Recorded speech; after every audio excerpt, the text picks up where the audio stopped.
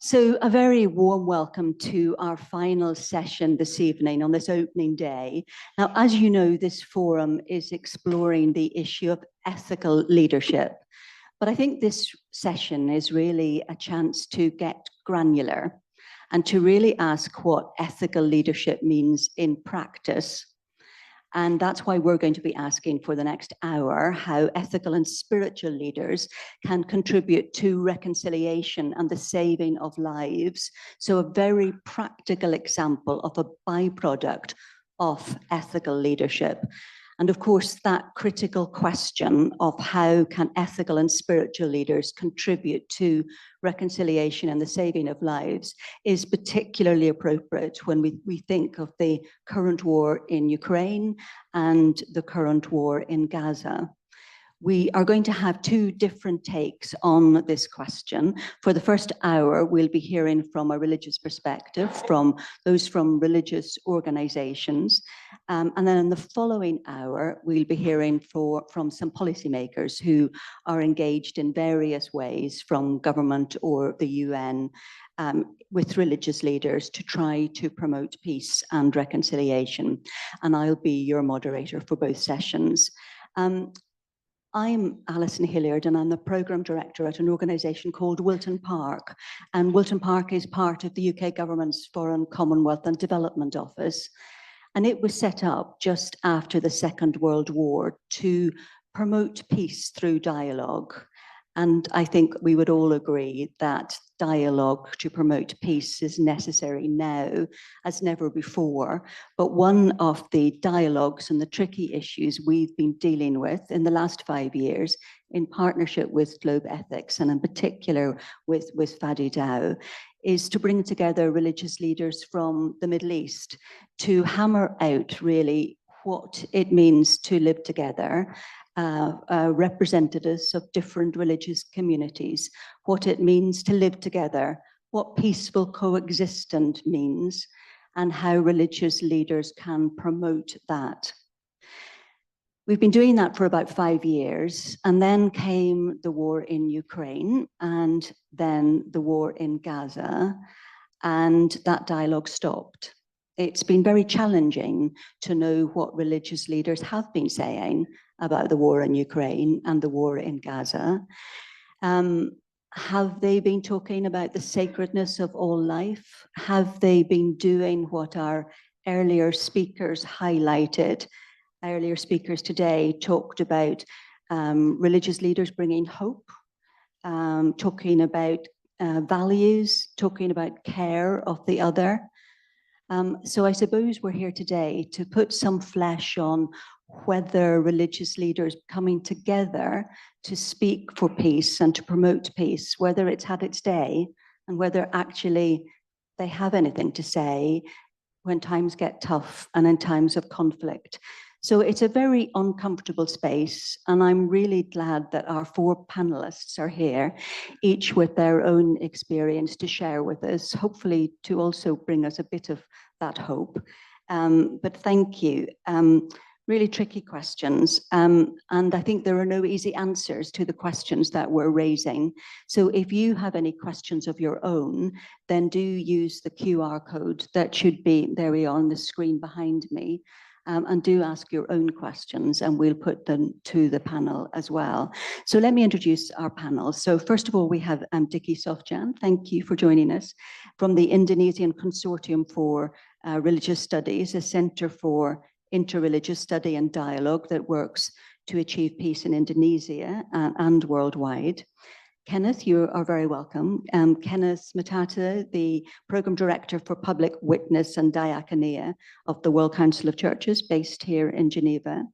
Our next guest is George Vlantis, the Director of the Volos Academy for Theological Studies in Greece. And finally, pleasure to welcome you, Dror Ruben, the Chief Facilitator and Field Coordinator of Religious Engagement in Israel for Search for Common Ground. And Search for Common Ground, as I'm sure many of you know, is a leading NGO dedicated to peace building. And I think Dror, congratulations are in due. You've just been awarded the Victor Goldberg Prize for Peace in the Middle East for your work. So congratulations on that. So we are in good company to tackle some of those difficult issues. Let me dive straight in and ask you in turn what you think the contribution of ethical and spiritual leaders is to reconciliation and the saving of lives. Dickie, do you want to start? Sure. Thank you very much, Alison. So I come from a university background, and we basically like to assume that we provide upstream solutions. So basically, many of our students, PhD students, are religious leaders in their own sort of respective right. So we have a lot of pastors and Catholic priests and ustads who are taking our PhD programs, and many of our PhD graduates have come from 18 different countries. And so one of the things that we have found out in our sort of community engagement with the different religious communities is that the word dialogue is insufficient. We find that, we've seen many dialogues being held, where you get the religious leaders on the stage and then putting their hands together and taking the photo op. I mean, that is the sort of stereotypical, idea of an interfaith dialogue. So what we have thought of is that maybe dialogue is not enough. So we tend to think now in terms of dialogue in action. So we get religious communities and faith communities to work together, in a more functional way, in a more sort of instrumental way that would not get away with our sort of differences in our theologies and spiritual practices and so on. So right now, like we are involved in a lot of initiatives related to, for instance, the Interfaith Rainforest Initiative, for instance, and we have programs to teach religious extension officers and basically not to teach religion, but to teach about religion. So knowing the sort of context in which they are working in, knowing the politics, the society, the cultural, and all of the sort of context that different communities are experiencing. Because one of the things that we learned was that, for the most part, faith communities do experience more or less the same kind of issues. So we've got a program on, for instance, religion and the internet. And we've confirmed that many of our religious communities are facing more or less the same kind of problems, the sort of echo chamber effect and the marginalization of minority groups, both offline as well as online, reflected in the social media and so on and so forth. We are also, we have sessions on religion and human rights, religion and human dignity. So basically, this is to get the religious leaders to understand that many of the experiences experienced by these faith communities are actually experienced by the other religious communities in different ways and different contexts. Thank you. Kenneth, maybe I can come to you. So that question again, what for you is the contribution of ethical and spiritual leaders in reconciliation and the saving of lives? Yes, I come from the World Council of Churches, and it's helpful for me to look a little bit back because next year is 100 years since a very important conference was held in Stockholm, where a bishop of Uppsala, Nathan Soderblom, brought together many actors from different churches all over the world to reflect on the First World War. And that time, this was considered one of the greatest conferences on peace that had been held after the First World War. And of course, we know that he went on to receive the Nobel Peace Prize in 1930. His work led to the formation of the World Council of Churches. For those who may not be aware, the life and work processes from there on developed, and the World Council of Churches was formed in 1948. Fast forward 1964, Martin Luther King is a Baptist priest who is championing a an agenda for racial justice. Of course, in 1964, he also receives a Nobel Peace Prize. And when it is announced in December that he is being given this Nobel Peace Prize, they say they are doing this because they realized someone was championing an agenda for peace through nonviolent means. So he is celebrated for making this huge contribution. 20 years later, 1984, Desmond Tutu in South Africa is working in a very complex environment, but provides a formidable force from the churches to end a racially based injustice society in South Africa. And of course, he also receives a Nobel Peace Prize in 1984. You can go on and mention the Dalai Lama, who also received the Nobel Peace Prize 1989. What does this mean? It means that there is a recognition that religious leaders, spiritual leaders, can have an influence that champion lasting peace. But the question is, what is characteristic of these leaders in their contribution to peace and reconciliation that separate them from all other religious leaders? Because there are religious leaders who fan conflict. There are religious leaders who contribute to violence. There are religious leaders who create, who deepen fragmentation in society. So that's why I think the topic is relevant, that it's not them being spiritual or being religious that separate them from others. It is because they are ethical, and you can see their ethical positioning in their courage. You can see their ethical positioning in their visionary outlook, where they see a possibility in the future that includes more people than even people only in their own faith. But also because they are courageous as they take these steps, because they have to confront forces both within their own religion and outside. Thank you. It's very good to be reminded of the history of that, how religious leaders have played that pivotal role in peace and reconciliation, and also that it's not religious leaders per se, it's their character and confronting both what's in doing that. Let's come straight up to date with what's happening today with the war in Gaza and go to you, Dror. I mean, we've got today tens of thousands of people yesterday and today out on the streets of Israel. What for you is the role of religious leaders and the contribution of religious leaders in reconciliation and the saving of lives in the very difficult situation you come from? I think that I would like to start saying first that I'm so grateful for this opportunity to be here. As my wife told me, you have a few days to breathe because the situation in our homeland is so difficult, and the tragedy of both sides. Of course, I hope that following my words, you'll understand that my efforts as a mediator is not to see one side pain and to neglect the others. 40,000 Palestinians were killed in the last year, thousands of Israelis. A friend of mine, one of the hostages, was murdered yesterday, a few days ago, but just now the funeral is taking place. You know, we are in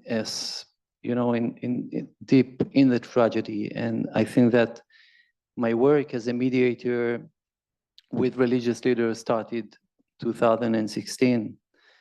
And since then, I have to admit that the situation just got worse.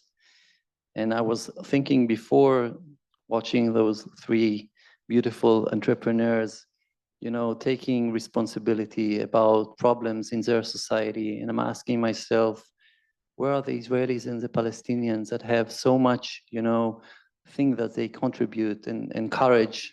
Why we don't hear them? And, you know, and I think that it's sometimes easy to put all the blame on the leadership that unfortunately we have on both sides. But you know, we can't give up. I think that to describe my work with religious leaders in the past 8 years, I have to, I'll start by saying that, you know, the question whether the Israeli-Palestinian conflict is a religious conflict is a question that everybody has different perspective about. And of course, I think that we can agree that there are some elements that are religious. We can see the situation in Jerusalem that fueling, you know, emotions and of course, violence so easily. I think that it's very important not to let the radicalism forces that unfortunately controls now both societies to win. We must work hard as much as possible. And my work is with religious leaders, Jews and Muslims. And the question that I approached them was, so you say all the time that the negotiations that happened in Oslo and after was secular negotiation and religious issues were not taken in consideration, etc. And you're also saying that, you know, peace is such an important, maybe the most important value in Judaism and Islam. So where are you? Why we don't hear you? Maybe you can, you know, bring your voice. Maybe you can influence the situation also among decision makers, but also among communities. And we started working with 40 religious leaders, Jews, Muslims, men, women, even though for women in Judaism and Islam, the meaning of being a religious leader is not yet formally defined in general. And we insisted that, you know, as women has so much, you know, flexibility and responsibility to the society, we must include women, because if we will stay only with religious leader men, we won't, you know, get anywhere. And that was very important message or lessons that we had from that project. So I think that for them, it's very hard to speak about issues that they see as more political than religious. So when we stayed more in religious context, for them, it was easier to move on and to influence. And I think that everybody that involved in dialogue knows that when you manage to bring, you know, people from different contexts and background to the same room, and you manage to build, you know, the right process, step by step, you manage to build trust, it's happening. It has its effect, and I think that we saw that. We didn't give up, of course, after October 7th, but when, just if I have time to describe 2 short examples, I'll say that we approached our Muslim religious leaders following the October 7th attack, and we asked them if they are willing to publicize a call as Muslim religious leaders to free all the civilians that were taken, you know, babies were taken as hostages. And they said, too political. We were so disappointed. And we said, no, it's moral values, it's not. And they said, but Israel has captured so many Palestinians in prison without trial. What's there? And then it goes to political discussions that, of course, as mediators, it's not our role. And when we approach the Jewish religious leaders, we ask them, you know, the war is going to take life of thousands of people. Gaza will be punished and Gaza will be demolished after, you know, what happened. We must take responsibility of life of innocent people in Gaza.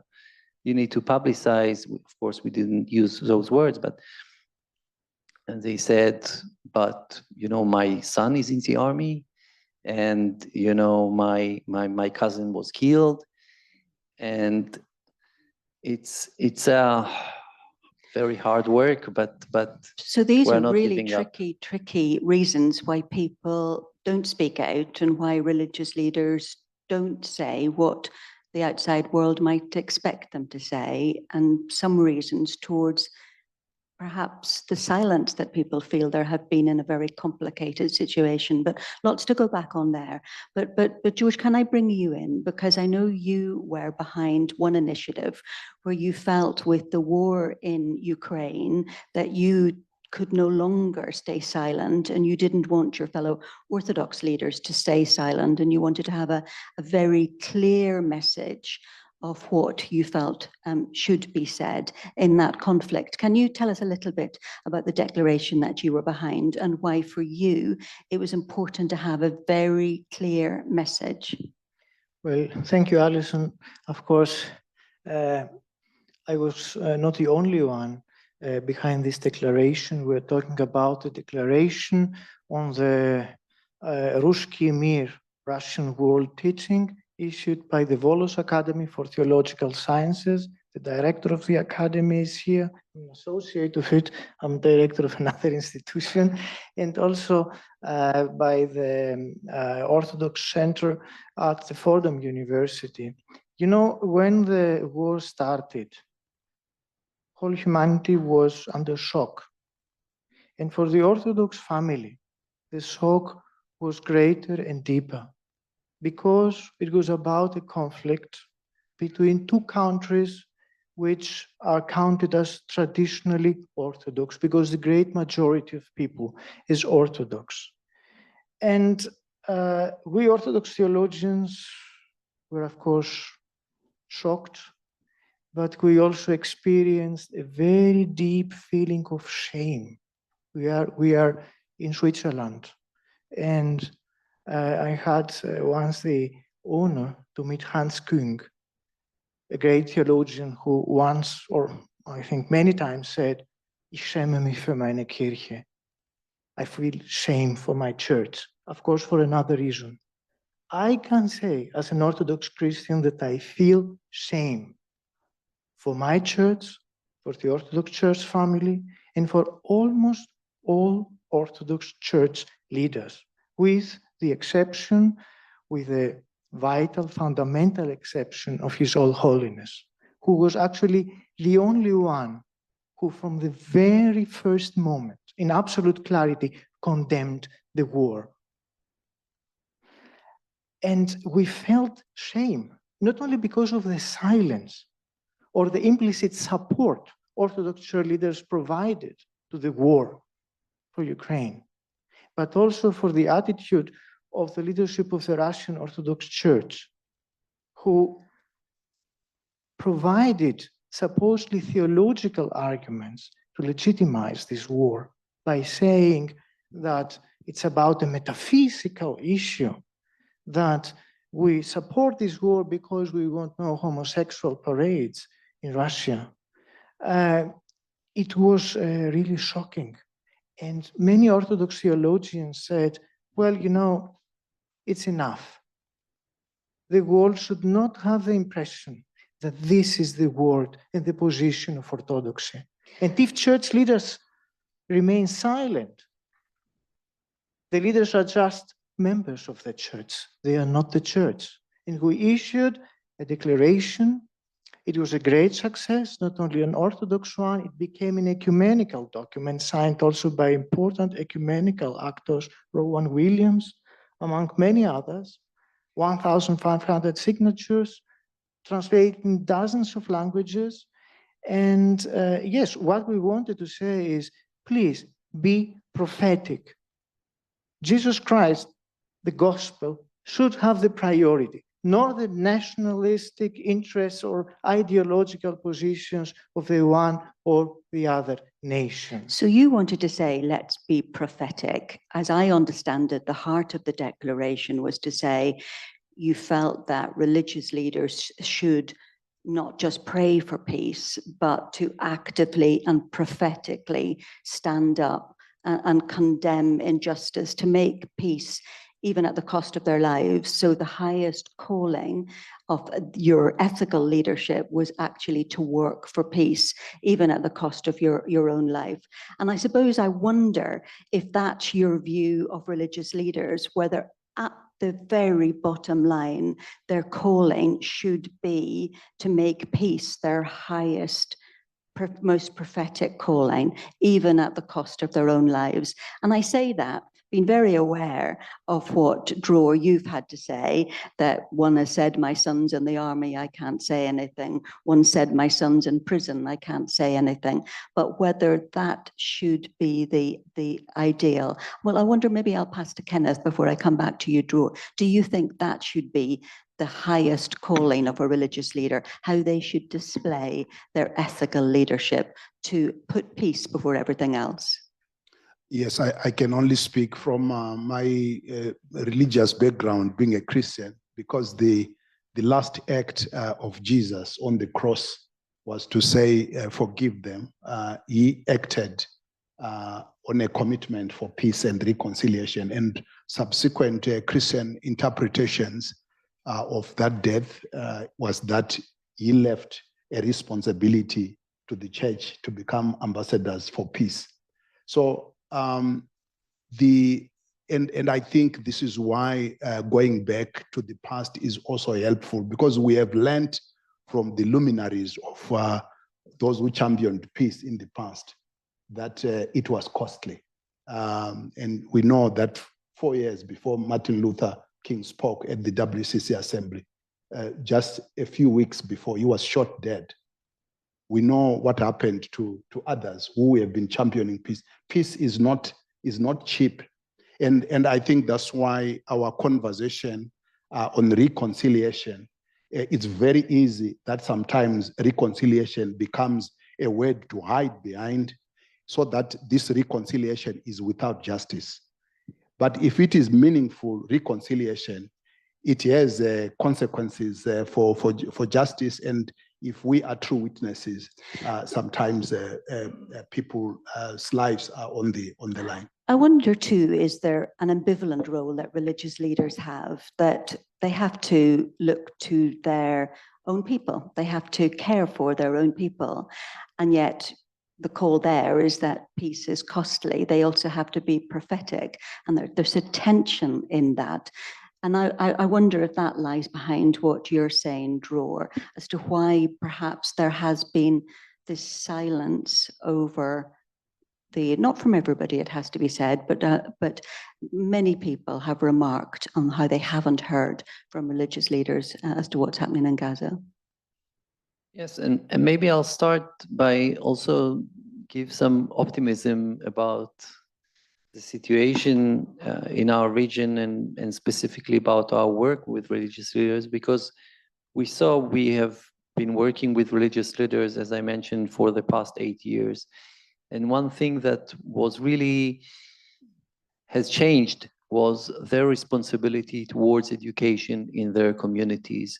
How, for example, Jewish children learn about Islam, what they know about Islam. Unfortunately, Islam among majority of Jews is perceived very negative. And I guess the opposite. On the Palestinian side, Judaism is more the face of the occupation, the settlements, etc. It was very important for us to change perceptions and to show that, you know, as religious leaders, but also as the followers, at the religious communities, we can choose the leadership. We can choose the radical leaderships that, you know, give us very simple solutions to everything, and we can choose religious leaders that gives us complexity and knows how to explain that, for example, among Judaism, there are extremists that use religious texts in order to fulfill their ideology, I guess equivalent in other religions and societies. And we have managed to reach, I think,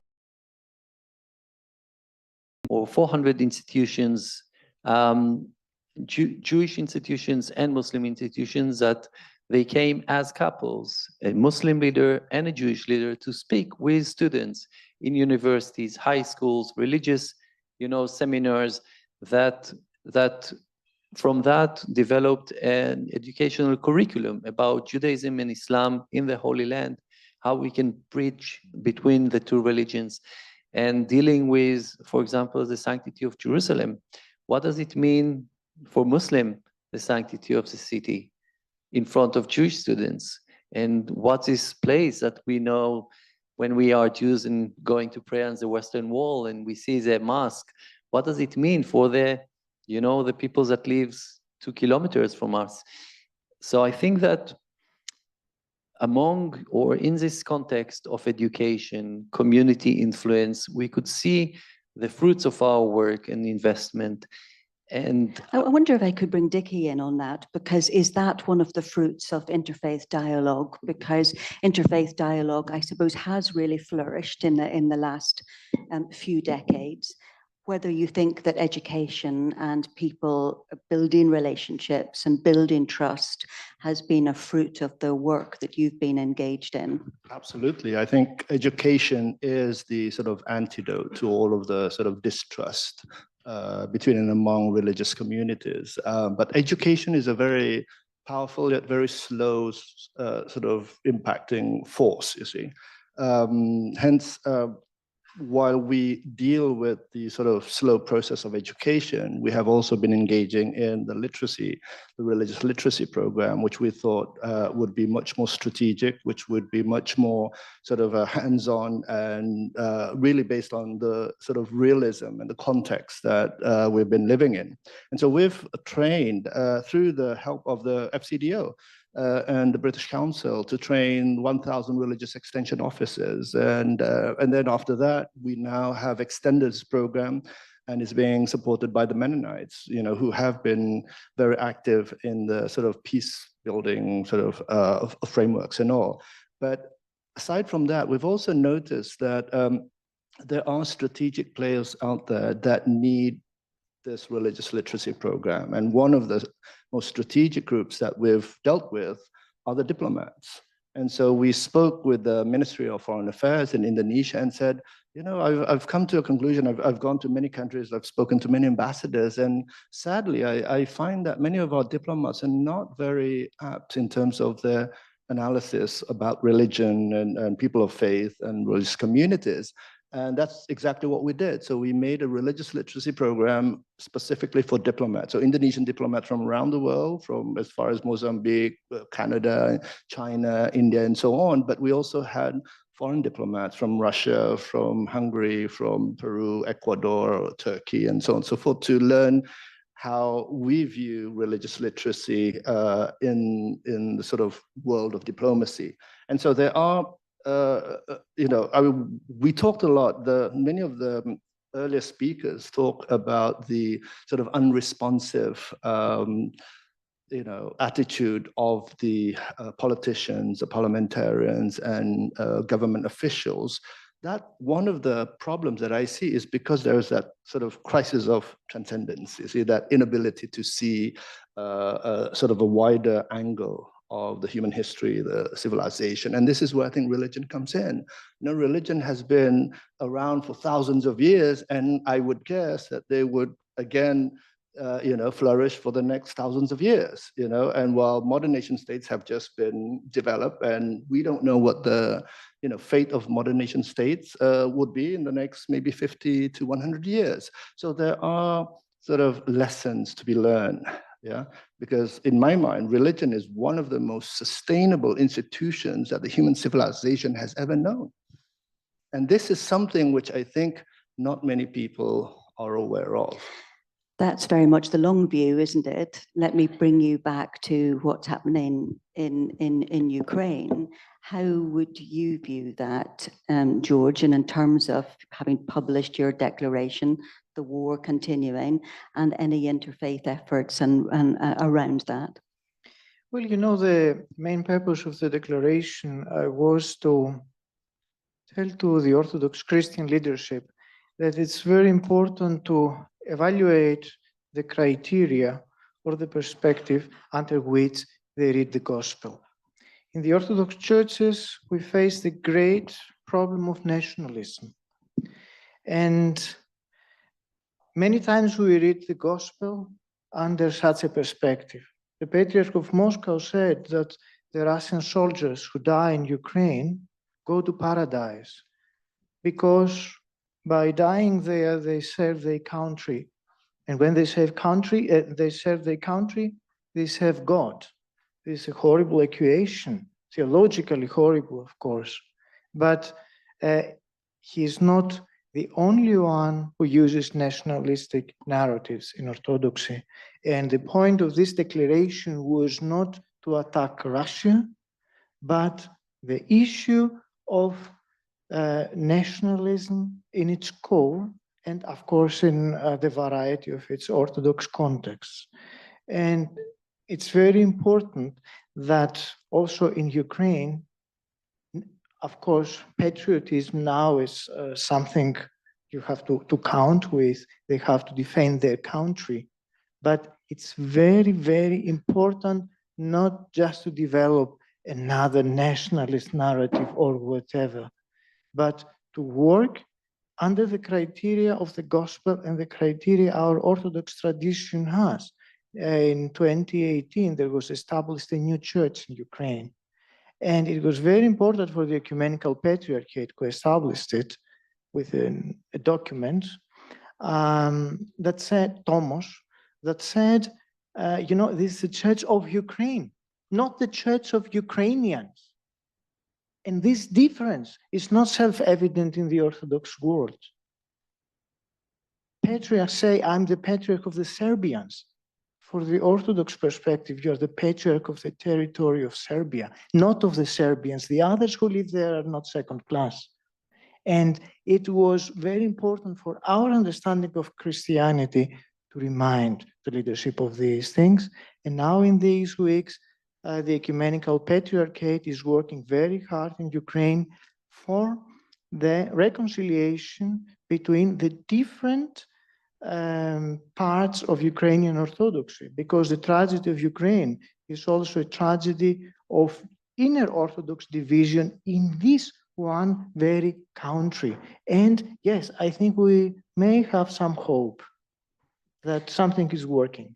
I'm going to take some questions now. Might I ask Alison, if she's in the booth, to just come and help with the questions that have come on the board? But whilst I do that, Kenneth, if I could ask a question to you to bring us back to the issue of interfaith engagement, because I think it's true to say that interfaith engagement was seen as a way to promote peace and reconciliation. It was a way to save lives, if you like, because it built trust. And it made communities, thanks very much, made communities understand each other. Do you think that interfaith engagement, is it time now to reconsider what interfaith engagement is when we hear the reality of Ukraine and we hear the reality of what's happening in Israel and Gaza? Yes, I think what we observe is that we do not only have an interfaith opportunity, but also an intra-faith opportunity, because it is also an opportunity for faith communities to reclaim their transnational strength, that they are not necessarily tied to a national identity. I think it's a huge opportunity to reclaim this from an ecumenical perspective, to reclaim the oikumene, the nature of the universal nature of our religious identities. So, but if you follow this vision for all in one, you are also making a claim of the unity of all things. In other words, you are breaking barriers between people based on their race, based on their ethnicity, and so forth. So it's a big opportunity for dialogue. Yes, interfaith is a very important entry point, intrafaith, but also our dialogue with nature. Many people do not realize that conflict, one of the major contributions to the climate crisis today is conflict, is war. So our relationship with nature, with the environment, is terribly disturbed when there is no reconciliation between people. So if we are looking at this from a broader perspective, from a broader horizon, we are looking at the reconciliation of humanity on the basis of their faith, on the basis of that they are humans, but also the reconciliation of all creation.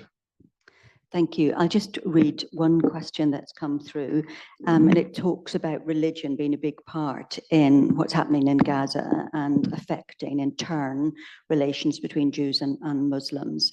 Of course, this is a big question. How can this get better? We might be here all night. Dor, what would you like to see religious leaders in both communities, in the Jewish community and in the Muslim community, do to try and bring about some improvement in the situation? Following what you just mentioned now, I think that's the challenge of develop religious language for reconciliation that will be implemented on both sides, because there are many religious leaders, Jews and Muslims, that, you know, are in shock from the situations that we are in front of now, and they're also, as all of us, you know, watching the news and asking what we can do, you know, how can we influence this tragedy? And I think that from the deep traumas that we are facing, maybe there will be some kind of agreement, but then the hard work of reconciliation, what does it mean to forgive, how we can use religious language in order to build a new generation that won't continue this bloodshed. I think that's the main challenge. And I think that we all see what's happening when moderate religious leaders are too quiet in front of radicalism. And we can see, of course, I feel more safe to speak on criticism on my side rather than to speak on the Palestinian side, but we can see how among the Israeli government there are now ministers, religious ministers, that use religious texts in order to, you know, it's just horrible. And I think that I'm not alone. We have so many religious leaders that are part of those, you know, shame of what's happening around. And I think that this is time for them to act. So it's infra work and develop language of reconciliation. Maybe I can put that as a final question to you. So I'll start with you, George. You mentioned how to forgive there, Dror. So is how to forgive the challenge that religious leaders have now, teaching and speaking and practicing how to forgive? Perhaps that's their role as ethical leaders today. Well, yes, of course, it's a very difficult and delicate question, and you cannot, so to say, force forgiveness. And we see it in many other discussions in our churches. For example, we have in the Roman Catholic Church the issue of child abuse. How can you say to the victims, yes, go and forgive them now to what they have done to you? It's a very, very difficult issue. It's a very difficult issue also for somebody to forgive persons who have killed members of his family. What we are reading in the news is awful. In Gaza, also in Ukraine, people who have lost their whole family because of a bomb which has fallen. And you suddenly lose father, mother, two sisters or brothers or whatever, and you stay alone in the world. It's very, very difficult, but yes, I have to answer with a yes. The church leadership and all the leaders, I think, of the religions have to commit themselves in teaching forgiveness and teaching also something which is very, very important, to be able to pray for the other, to pray for the enemy, not as just a footnote in my prayer, not in a very vague and abstract way. It will be a paradigm shift, but we need it, and we have resources in our churches. This is something which has been done. Allow me, but you know, I'm a Greek, and I want to mention these two resources, not from the Christian past of Greece, but from the ancient Greek one. Remember Ilias and the meeting of Priamos with Achilles, yes, with the enemy who has killed his own son, asking for his dead body. And he's speaking with Achilles, who is also mourning the death of his friend. It's a very huge, a very strong scene. Or remember that the oldest saved Greek tragedy of Aeschylus is the Persians. A person who himself fighted against the Persians writes a piece of theater on the war from the Persian perspective, not making a caricature of them, but trying to understand them. It's very important, and we have to work on it. It's not boring, it's worth doing. Thank you. Kenneth. Yes, I think what I pick from the conversation is that maybe it's also the right time for us to reclaim or to deploy religious resources into the public sphere more than we have done in the past. There was a time when this public sphere became so secularized that religious actors and religious resources were withdrawn and got confined only to the religious space. But we can see we are at a time when society is desperately in need of resources that are not available in much of our secular repertoire. Our toolkit, the secular toolkit, is not adequate to address some of the pain humanity is going through. And I think it may be appropriate for us to reclaim some of these resources. Forgiveness doesn't make sense, for example, to the secular world. The language we understand is kill, go and fight. I was in Sweden some months ago at a peace conference, and many people were not interested to talk about peace. They wanted to know how much the military equipment was going to be deployed for war. I think we are at a time where religious resources for peace, religious resources for repentance, for justice, for reconciliation, and for power that is not based on domination, to be redeployed in the public sphere as something that is normal. Please. Yeah, can I just extend that argument? So, of course, with modernization, we see secularization and we see this privatization of religion. But in some cases, in some contexts and countries, we did not see that. Yeah, and now only the West is now realizing that, oh, there is this so-called deprivatization of religion, where religion is coming back to the fore, religion is coming back into the public sphere, and therefore, we should be fully aware of religion sort of taking revenge out of the secular world, so to speak, right? But there is some sort of truth in that argument, you see, because the argument now is that there is this sort of decline of the liberal order, and I think we are seeing this quite clearly. And we are seeing this rise of religious nationalism, conservatism, populism, and so on.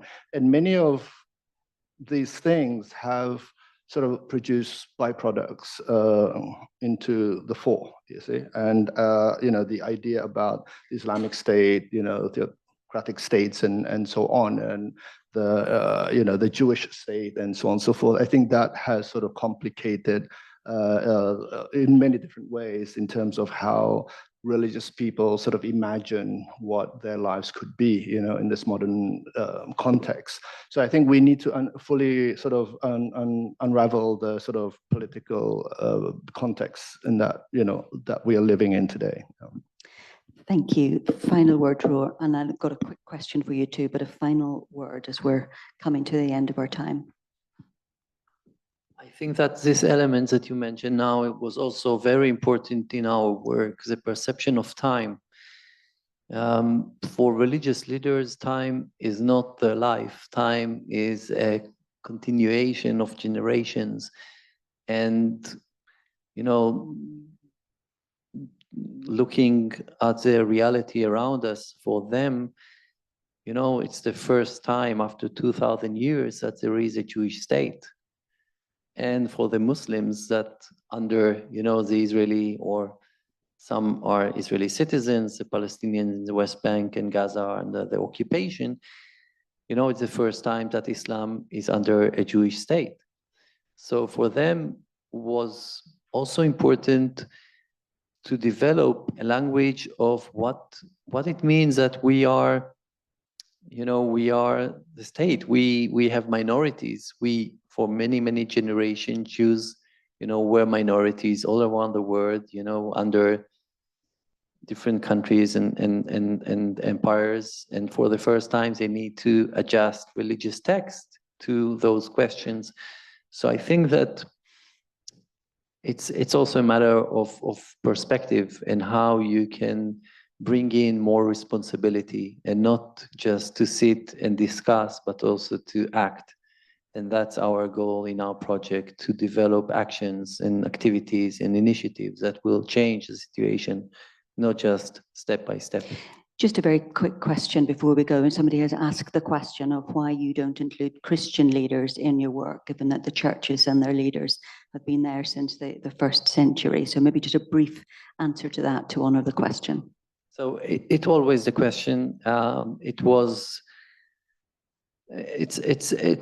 not easy to answer because I can completely understand, of course, this expectation, because the Holy Land is, of course, important for Christians as well. It's because we understood that the relationship between Jews and Muslim will allow Christians coming later and be part of that circle, because the tension now is mainly between, of course, Jews and Muslims. And for example, one of our work in the last year is inside Israel, in Haifa, the biggest mixed city in Israel, where Jews, Christians, Muslim, Baha'i, Druze live next to one another. And we have set an inter-religious committee together with the local municipality, and we have representatives of all religions, because dealing with the situation of that city, you need to bring in, of course, all opinions. Thank you. Well, thank you for those questions, and thank you to our panel for their really honest reflections. I mean, I've come away thinking about what religious leaders bring to what toolkit they bring to ethical leadership. And we've heard a different perspective of time. We've heard hope. We've heard forgiveness. We've heard courage and self-sacrifice. We've heard repentance and reconciliation. So all very practical issues to bring to today's conflict. So thank you very much to all our four panelists. It's been a pleasure to have you with us and to listen for the last hour. Thank you.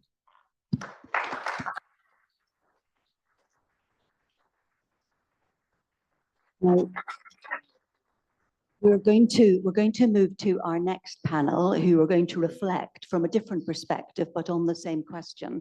So could I ask our panel then to take their seats on the floor, and our next panel to come up? Thanks.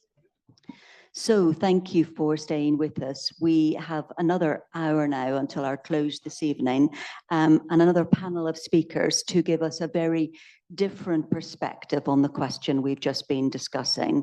So the question was, how can ethical and spiritual leaders contribute to reconciliation and the saving of lives? And the panel, of course, we've just heard from, gave us their perspectives from a religious perspective. But good to hear the reflections of those who work with religious leaders to promote peace and reconciliation, whether that's on a government basis or from the UN or from NGOs. Because I think it's very true to say that in the last 2 decades, religious leaders have come to be seen in policy terms as those who help promote the goals of the SDGs, whether it's practically getting engaged in projects on the environment or projects on water and sanitation, or whether it's the role that they play to try to put forward another narrative in contrast to the narrative of religious extremism, so that they try to promote a narrative of peace and coexistence.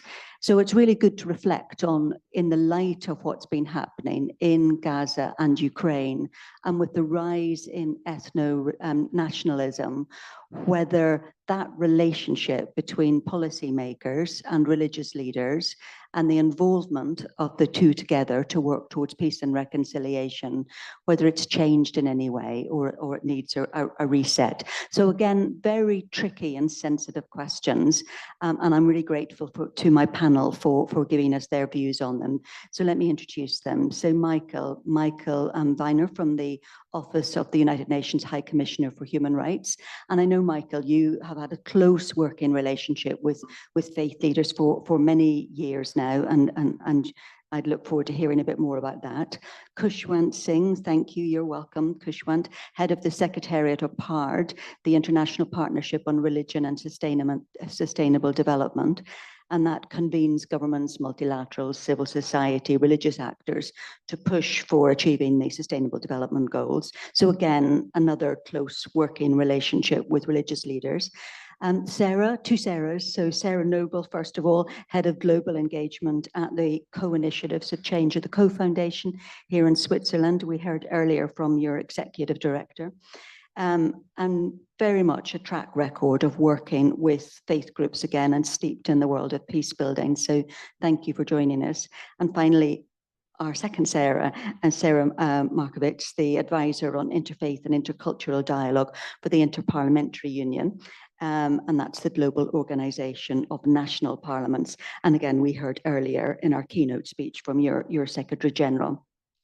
So you are very welcome. Let me begin by asking all of you the same question I put to our earlier speakers, and that is how each of you think that ethical and spiritual leaders can contribute to reconciliation and the saving of lives. So a big question, but I'd love to hear your take, and particularly in the light of what you've heard from our earlier panel. Michael, I'll start with you. Many thanks indeed.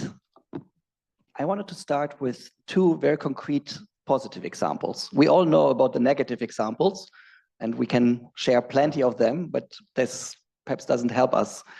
But if we have a closer look at what works, then perhaps we can address what doesn't work. So the two concrete questions or examples I wanted to put forward, because actually they're religious leaders, faith-based actors actually led spiritual and practical examples which lead to saving lives and to reconciliation. The first one, very concrete example, and I deliberately wanted to take an example on gender equality and really protecting the lives of women and girls, is female genital mutilation, sometimes justified by religious leaders on the basis of religious texts. All the more important that Al-Azhar in Cairo issued a fatwa, basically saying this has nothing to do with the Quran. This is harming women, girls, physically, psychologically. This should be discontinued immediately, and it has nothing to do with Islam. This has saved lives. And such religious ministries saying the same message as a minister of health or other public authorities, it's so much more impactful to have a religious leader saying that this has nothing to do with my religious text. The second example, going further into the question of how to reconcile after decades of not having spoken with each other, is from Cyprus, where the religious track of the Cyprus peace process has been bringing together for more than a decade now the religious leaders from both sides. So Christian, Muslim leaders, and also in the context of Faith for Rights, also other faith-based actors. And what to me is fascinating, and there are many ups and downs, so I don't want to say that everything is rosy, but they have had very concrete examples of where religious leaders who were not allowed to go on the other side of the green line to their places of worship, or pilgrims who were prevented from doing a pilgrimage. But then both sides basically talking with each other and supporting each other with their respective governments and authorities. And this has led to more than 10,000 Muslim pilgrims actually being able to cross the Green Line and go to the Hala Sultan Tekke in the south. So this is a very concrete and important example. Just one more example, when there was an arson attack on a mosque. Immediately, the religious leaders came together and basically diffused the tensions. And that is so vital precisely to talk with each other, not when it is too late, when basically there is a risk of riots or violence, but that you know each other already and that you can actually trust each other, which, just alluding to one of the questions that came through, which is in the current context very difficult and has not only regional repercussions in the Middle East, but really globally, where intra-religious discussions seem to have been really on standstill or even broken. And this is really something that needs to be addressed urgently. Thank you. Very concrete examples, Michael. Thank you. Kushwant, can I come to you with the same question of how you think ethical and spiritual leaders can contribute to reconciliation and the saving of lives? First of all, thank you for inviting me. And it's really a challenge to be part of this panel because there are so many layers that have been discussed already that I really need to think, should I reply as the head of Secretariat of PART, as you said, the International Partnership on Religion and Sustainable Development? Should I reply from a spiritual perspective, which based on my tradition would be very universal? Should I look more into the political side? So actually it's quite challenging. So let me try to start with a very principal observation. I have visited a lot of conferences, and I'm sure you have visited also a lot of conferences. And I hear a lot of talking about religious leaders, and religious leaders. Let us go back to our, and I would say to all theologies. And what is the teaching there? That actually we are all guests and brothers and sisters, and we are one family. So I think there's a problem already in the very fact that we have this thing about religious leaders and the others. So the responsibility actually to do the right thing, and I think everyone who has some kind of spirituality left and also some humanity left, everyone knows what is the right thing to do in terms of gender, in terms of the environment, in terms of all the things. And in my tradition, we call it, it's a very nice metaphoric expression. We say there's only one religion. So people say, oh, what kind of arrogant attitude is this, right? But the answer is, it's a religion of compassion. It's the religion of justice. It's the religion of courage. It's a religion of being in tune with nature. And I have the feeling that this focus of spirituality is being lost because of all the denominations, because of all the politics which is going on in religions too. So if religions and religious actors speak in the same way as the cunning politician and speak in the same way as the cunning businessman, where is the difference? Where is the added value? And where's the moral authority actually for spiritual people to say, by the way, because I believe in X, Y, Z, I'm actually a bit better than you guys because you believe the wrong thing or you don't believe at all. So these are the things which I think every person in this room, and I actually want to see a lot of young people here from the universities in Geneva, they should all come. They should listen to these conversations. And I want children from the kindergarten to be here. They need to be part of the conversation about values from early childhood onwards, because even the Nazis had values, right? But they had the wrong values. It's not about values. So the differentiation between the wise person and the non-wise person is that you have the wisdom to differentiate what is right and what is wrong with a very far-sighted perspective. And let me come to the topic of reconciliation. I think, and also in all the conversations we're having in PART, and especially also with indigenous people, our understanding of reconciliation is very narrow.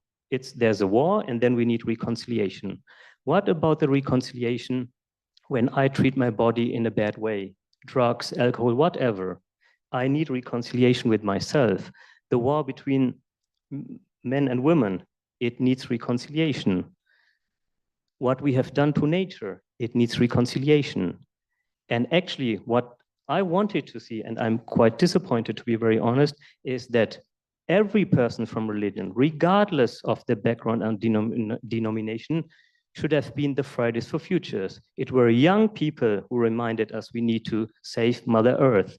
I didn't see all the religious people on the streets, right? So I am the one speaking on behalf of a partnership which says we should use the positive potential of religion to ensure that we do the right thing and that we contribute to sustainable development.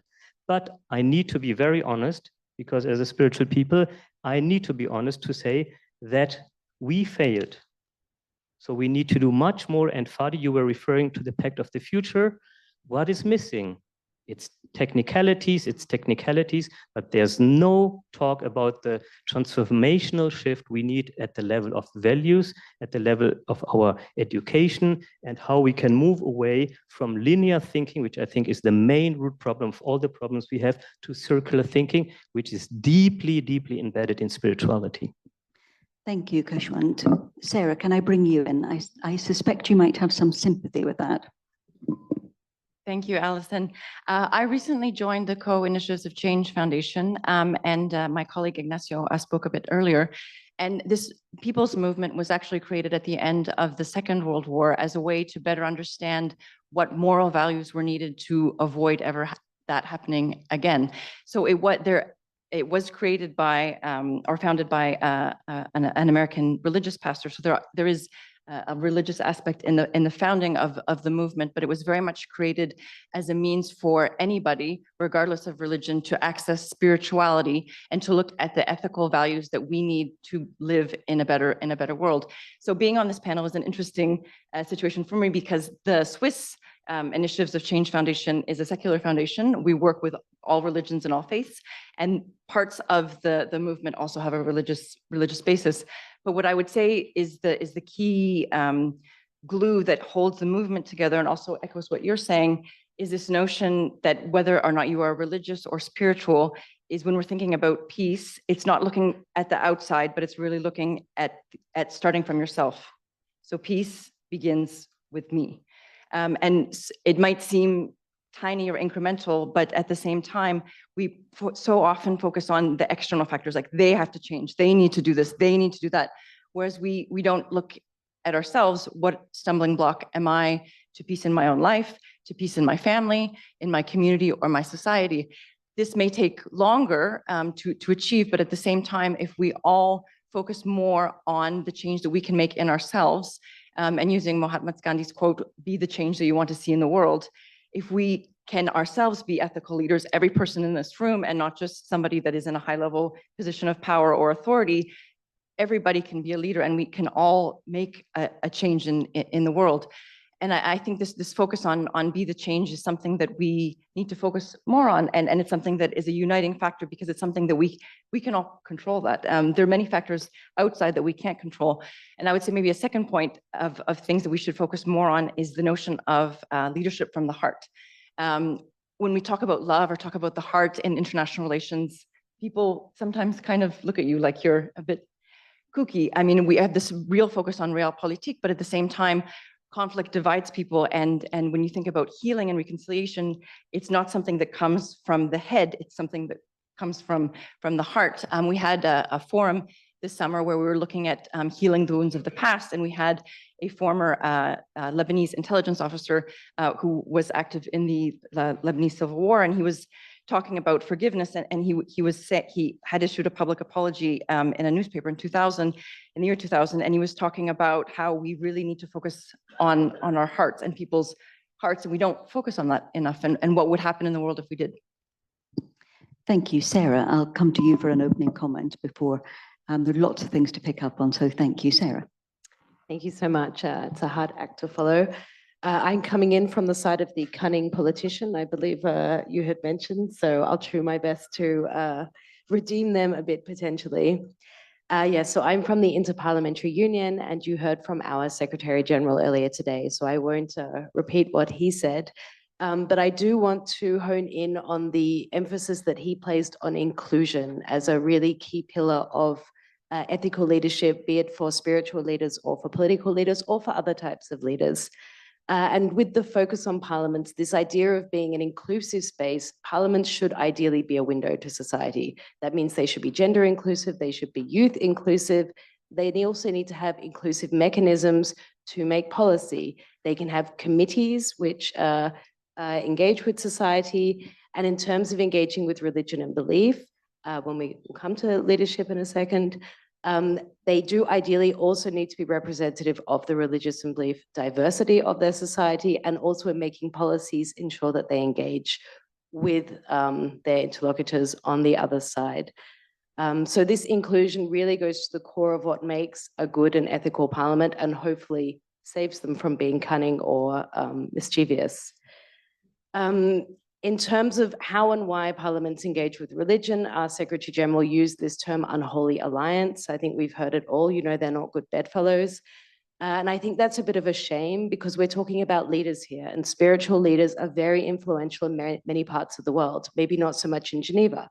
But if we look at the Pew statistics that we're all very familiar with, we have something like 87% of people who are affiliated with a religion or belief. So it's very important for parliaments, if they want to be inclusive, and parliamentarians to be speaking to those people who influence people on the ground. So it's a real must, and our Secretary General said, if you want a multi-stakeholder approach, that's not just parliaments and religious or belief actors, that's everybody. They have to be one in a series of. And I would like to give just one example here on just focusing on reconciliation. The Parliamentary Assembly of Bosnia and Herzegovina organized earlier this year a conference meeting of parliamentarians and religious leaders for coexistence and peace. And it took place in the debate chamber of parliament. And most of you will be familiar with the context of Bosnia and Herzegovina. It has a difficult past grounded in ethno-religious identity and conflict. And what they did was they brought together regionally from the Balkans, West Balkans region, experts, and they put on the stage the four main ethno-religious groups.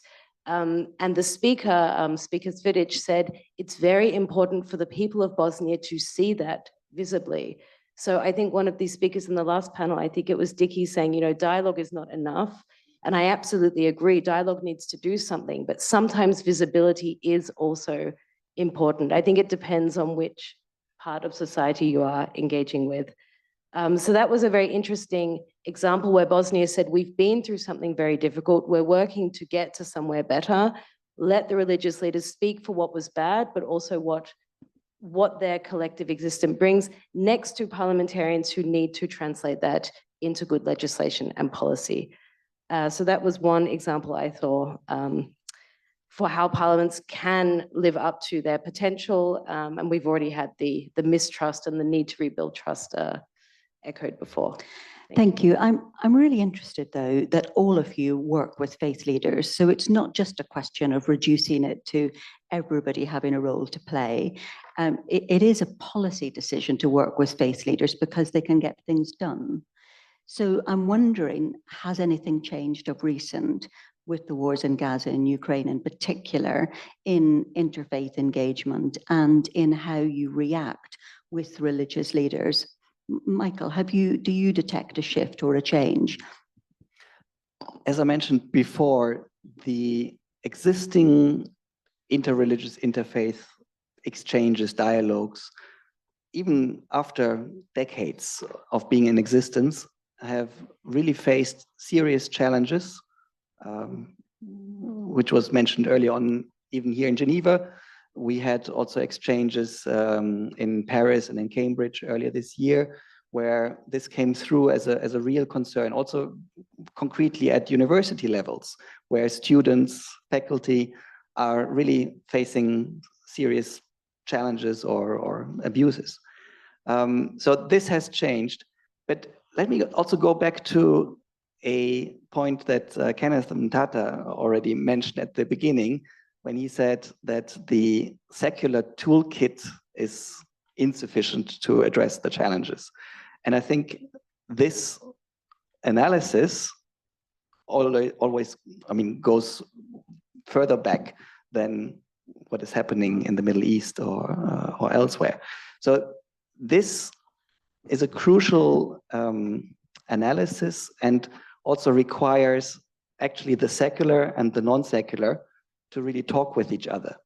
And that's it's a quite nice coincidence that you used the term the secular toolkit, because actually for the last 5 years, we have together with faith-based actors worked together also with the World Council of Churches, with a host of other religious institutions, but also individuals. That's also the reason why we prefer the term faith-based actors instead of religious leaders, most of whom are male and old, let's face it.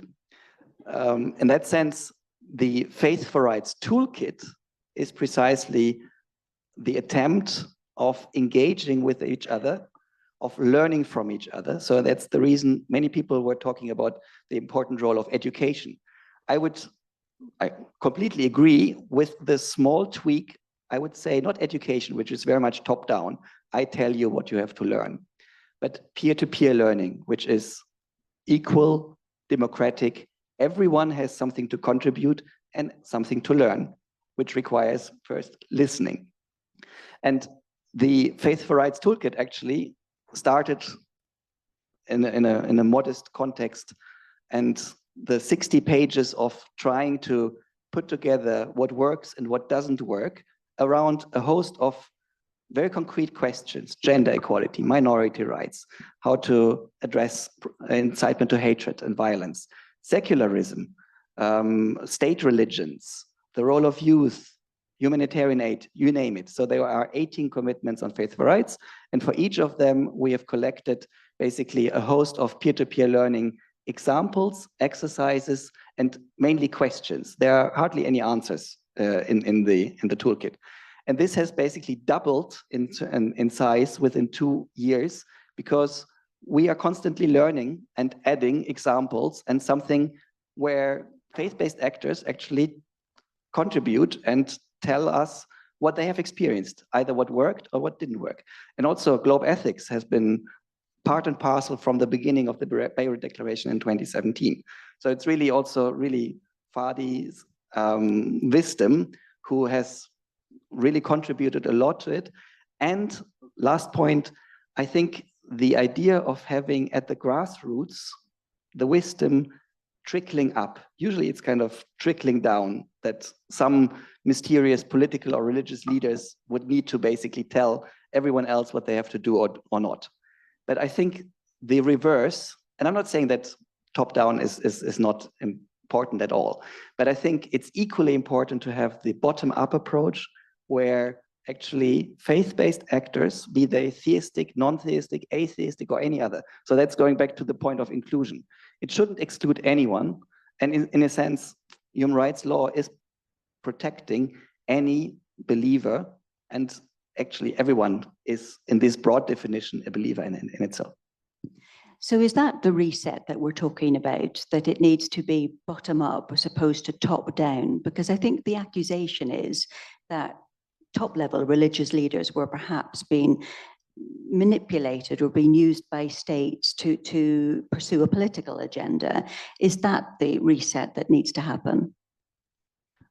I think this, coupled with the peer-to-peer learning approach, which is actually a very liberating thought, because also any religious leader could equally participate and should participate and contribute and learn. So in that sense, it's really leveling the playing field, but ultimately trying to find solutions for real life problems. Kushwant? Again, a difficult one. There are various observations. Again, one thing is that I'm not sure if there's a reset, but what I can say as kind of a partnership, which of course is very much linked to governments, because as you said, Alison, we are a partnership that tries to bring religious actors very consciously, not specifically religious leaders, but religious organizations and initiatives and actors who are doing great work on the ground, systematically together with multilaterals, governments, civil society and academics. And the idea is to have a coordinated exchange about learnings, what worked, what didn't work. So as you are saying, kind of very like eye-to-eye level exchanges, but it's also to amplify the good work and also to showcase what worked well. And as you all know how the media works, if something is done badly in the name of religion, it's all over the newspapers. If you do something good, you rarely find it in the newspapers. I have been a founding member of the largest interfaith council, I would assume, in Germany. And I've been part of the interfaith work since over 20 years privately. And we did quite a few very concrete things like interfaith soul care guidelines, because of course it was heavily dominated by the Christians. But what about the Buddhists? What about the Sikhs? What about the Baha'is and so on? So when we developed that, it was no news.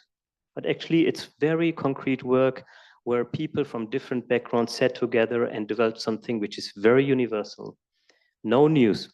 So, I mean, the media people really told me and said, hey, Kushwant, if something happens at your council and someone is killed, of course we would talk about it. But about your nice soul care thing, yeah, do it in the hospitals, but yeah, it's not a news. So that's getting even more difficult to tell the world, hey, by the way, we did something good.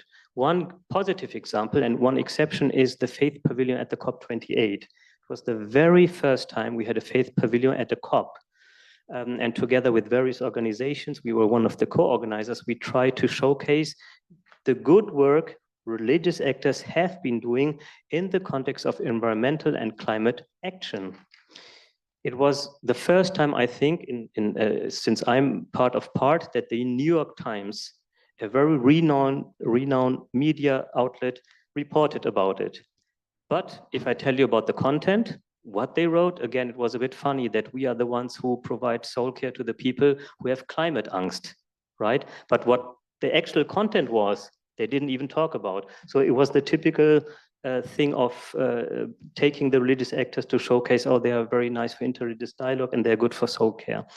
But during that COP, we wrote an open ad, a rabbi, a bishop, your boss, Jerry Pillai, WCC, and myself about climate action, faith, and sustainability. It is not very morally laden article, but it is a very inspirational article. So that's an outcome of very concrete work. But what I want to say also is in terms of the challenges, in terms of the reset, since the Ukraine war and also since the pandemics, we need to say it's getting more and more difficult to get public funding when you work very consciously with religious actors. So money is taken away. I think one of the colleagues said it. Never ever can we attain peace only with weapons. It's, I think, very clear.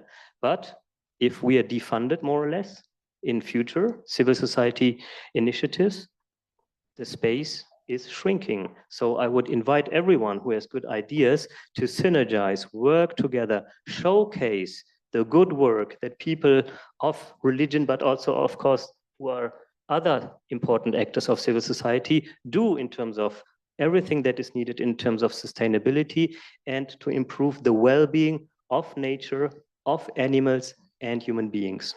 We're going to take some questions in a moment, and I'm proving my technical ineptitude, so perhaps I could ask Alison to come and look at the questions for me. That would be great. But whilst I do that, Sarah, just to turn to you.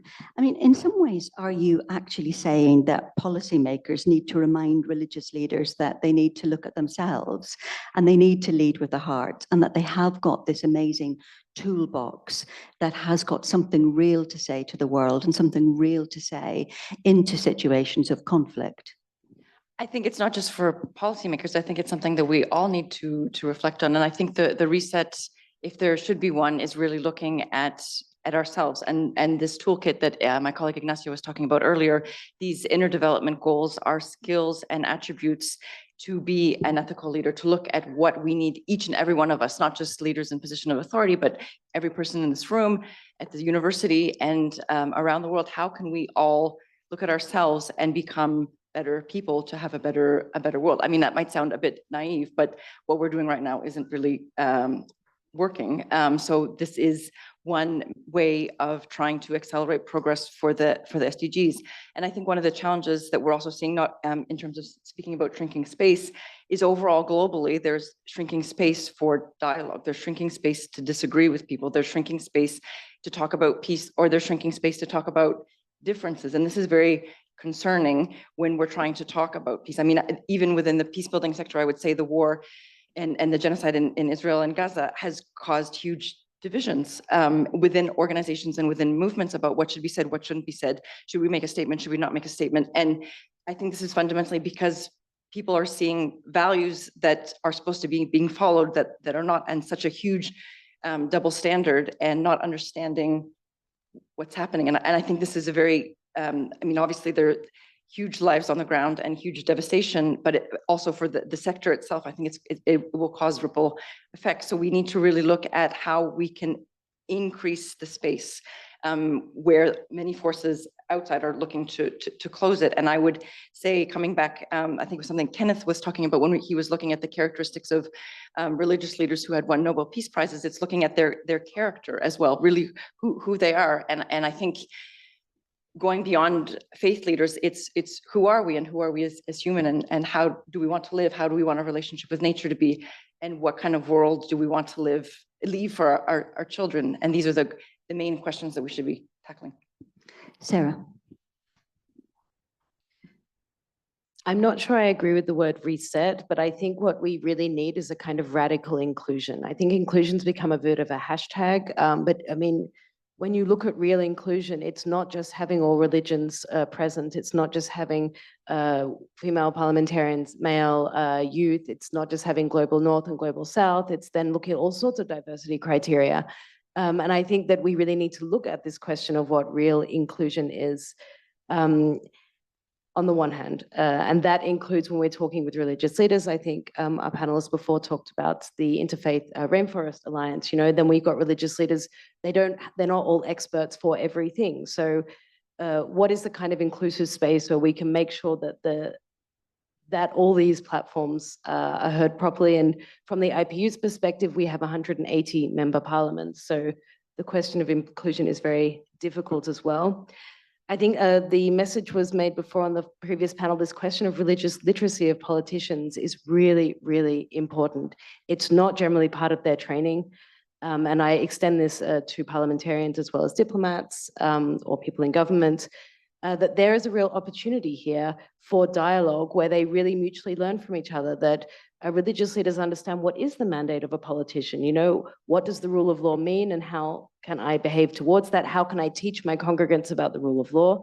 And how can parliamentarians understand better what are religious or spiritual values? And the third thing is that this idea of good practices, I don't think any of us need to reinvent the wheel. I think the wisdoms are out there. What we need to make sure is that we find those good practices from different spaces. And then you have religious communities, which, if they're transnational, communicate maybe better, but parliamentarians don't have access to that space. So I think dialogue, not for dialogue's sake, but dialogue for not investing in new projects when those traditional wisdoms are already there. So a reset in thinking, maybe. Michael? If I may just add one point, obviously religious literacy is important. I would just tweak it to say faith literacy, to be also inclusive of any different type of belief. And also vice versa, it can be very helpful to have freedom of religion or belief literacy, so the human rights side of the literacy, which is sometimes also neglected. So I think both sides, if we want to really juxtapose them, which I don't like, that everyone has actually to gain something. And if we have the faith literacy and the freedom of religion or belief literacy kind of being facilitated through peer-to-peer learning, I think this is part of the solution. Thank you. I'm just going to take a few questions before we bring our evening to a close. Interesting question here. How do we get ourselves to a point where we engage people in shaping their own peace and have that influence policy? So a bottom-up approach. Who would like to take that one on? I mean, that's what spirituality is about. You said it much nicer than I could ever say. when I understand what is the root cause of something, I can work on it. And that's actually what spirituality is all about, whether it's in terms of environmental pollution, whether it's in terms of violence. If I understand I am angry, it will have implications in the manifest world. The environmental pollution is the result of inner pollution. So how do I clean inner pollution? Of course, you cannot do it by doing anything outside of your body. It's actually quite simple, but these are the things that are actually lacking in the educational system. It's very much about how I call it the education system, the current education system, which is globally exported also to the so-called developing countries, is how do I become a very good biological machine in a capitalist market? This is the main focus, 95% of the education.